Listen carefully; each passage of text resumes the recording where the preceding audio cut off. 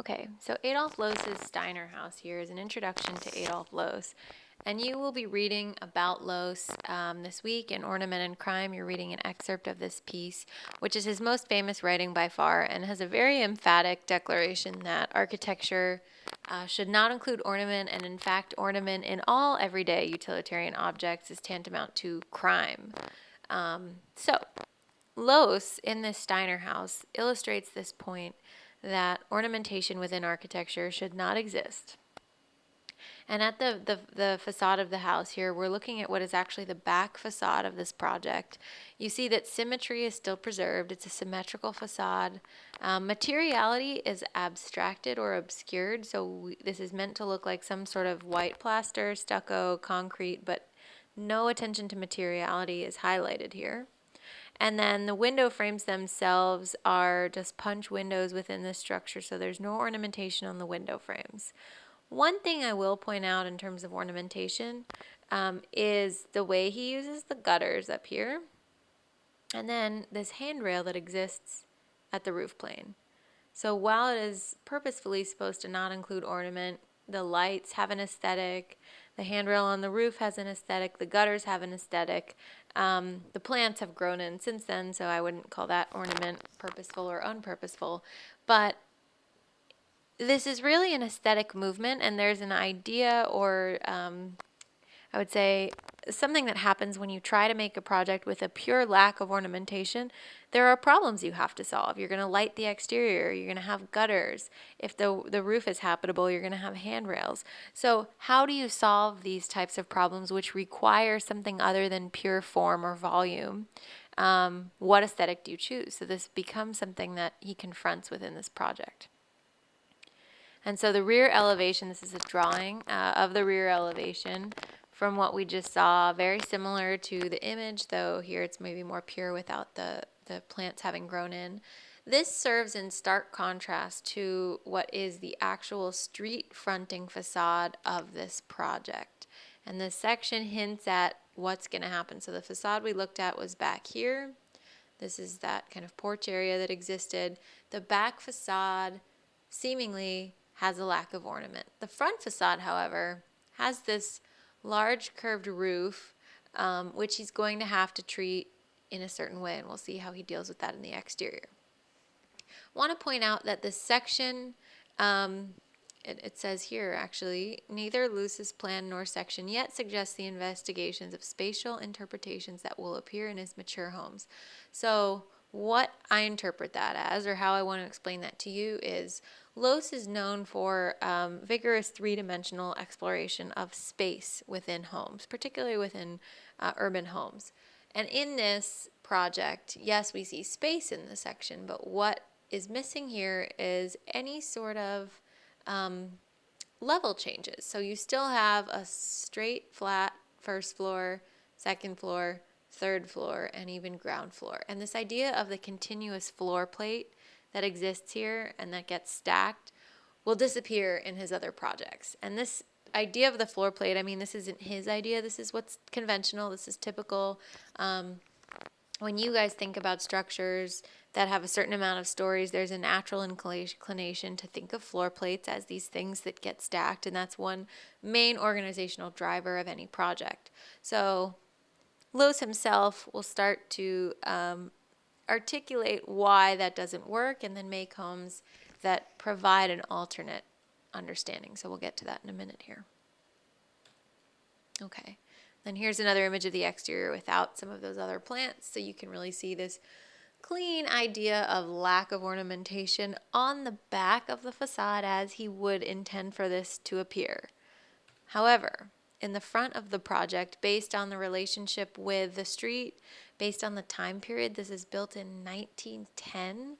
So this type of stark blank facade would be seen as somewhat alien in 1910. And in order to fit in with the neighborhood, fit in with the street, satisfy the clients, he can't really make that the front of the building. In this structure, it is clear that in the front of the building he has to grapple with certain other external pressures. And the front of the building has this large curved roof. The proportion and the scale of it is completely different. And even the window mullions, the windows are treated differently. There's more ornament, whether you want to call it ornament or not. The materials show in the roof, the mullions show in the window panes here. And the fence exists. I don't know if that's original or has been updated since. But this particular house has sort of a two-faced approach, literally, to architecture. And this is the negotiation here with the front facade and the back facade. And you can see he's trying to make these side facades fit as best he can to this notion of lack of ornamentation. So you have really a large blank wall with not a whole lot of detail on it. Okay, and then this is a back image showing the house is still in existence, but it's in some state of repair or disrepair. There are not good interior images of this project, but lack of ornamentation is present here. This is his physical architectural match to his written manifesto that you will see. And then as we look at the development of his work, so the Mahler house is a good contrast to the Steiner house, where you can see the idealistic goals of lack of ornamentation that are present in the Steiner house being now much more present in the Mahler house, and maybe even more perfected in the Mahler house. The Mahler house is not to be confused with another one of Loos's more famous project called the Müller house, which it's just MU versus MO, so it gets confusing. But this Mahler house project is in the Czech Republic in modern-day Prague, and was built in 1930. So after 20 years of his career development, he has a whole series of new ideas that emerge. And he makes a series of townhomes, essentially urban homes, that he explores these ideas in. So the big concept that exists here is the Raumplan, and that's Raumplan. And Raumplan can loosely be translated to the idea of a vertical or three-dimensional space plan. So when you guys take space planning and you think about space planning, it's often in literal plan form. It's in two dimensions, and you're looking at a first floor, a second floor, a third floor. You're making space planning happen in plan and diagram and in drawing. And the Raumplan is his volumetric goal of organizing a home. And this is not a term that he coins. I should say he doesn't write about it, and he doesn't himself talk about this as one of his architectural goals. But one of his students, one of his employees actually coins this term, and thus the Raumplan is born. And this is now how we talk about the idea of organizing three-dimensional space in the vertical primarily, which he's not the only person doing this at the time, but his projects most clearly illustrate this attention to it. Within the Raumplan, he also has other ordering principles for interior space that we'll look at here. So within the Mahler house, you have a second floor plan and a third floor plan image. For all of these townhomes that Loos creates, the ground floor, so here there would have been a first floor and a fourth floor.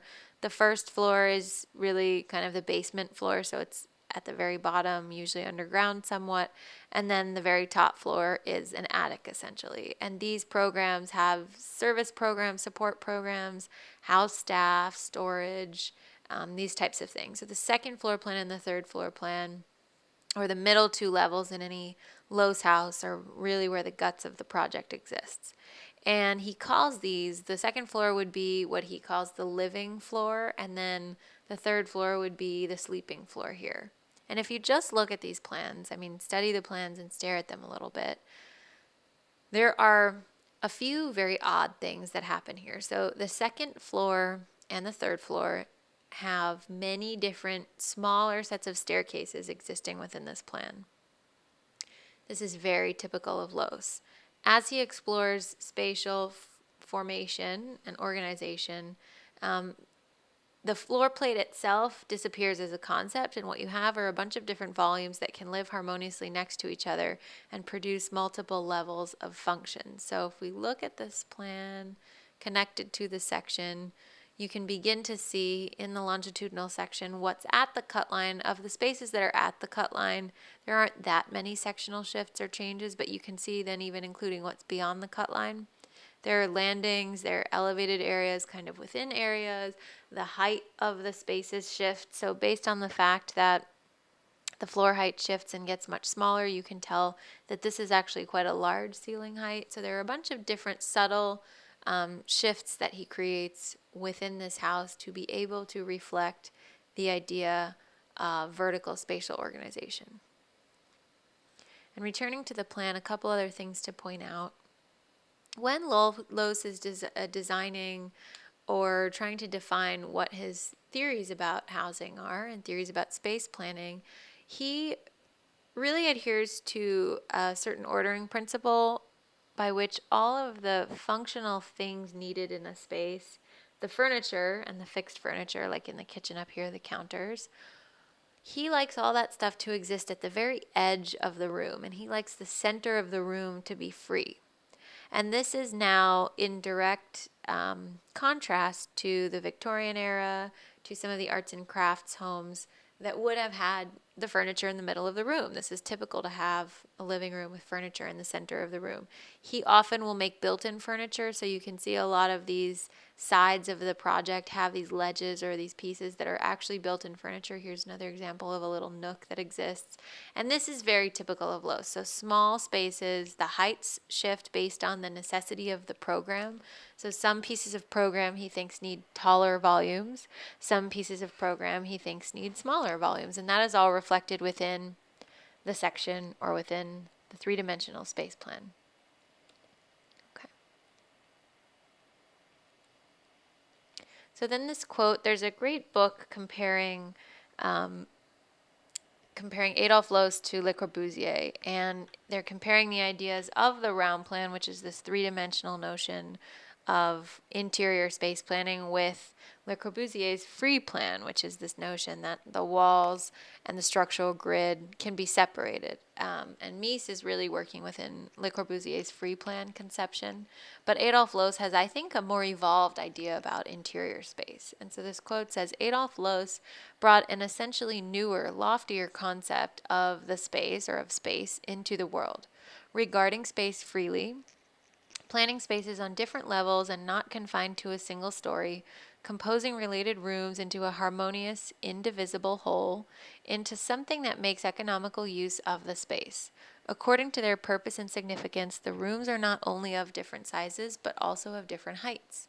This enables Loos to create a larger living area with the same constructional means, since he accommodates in this manner more rooms in the same cube, on the same foundations, under the same roof, between the same enclosing walls. He makes the utmost use of the materials and the building volume.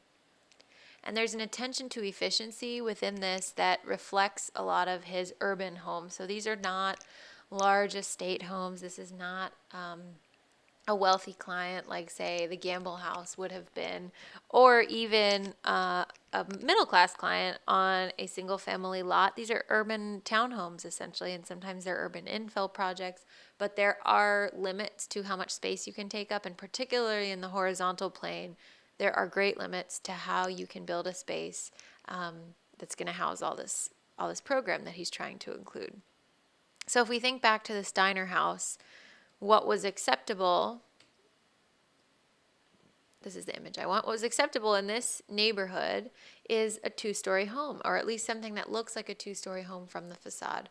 We know from the exterior that this is not just a two-story home, it's actually a four-story home. There's a basement level down here, first floor, second floor, third floor, and it's much larger than it lets on in the front. And this is, again, his obsession with creating the most practical, economical use of space within a tight space. So some of these spaces, and that's another reason why he keeps the furniture towards the edges of the room, but some of these spaces, as you can tell up here, this little tight, cramped quarters feel tight and they're meant to be cozy, which is at a contrast with something like this music room, which is a big, large, open space that he's creating on purpose.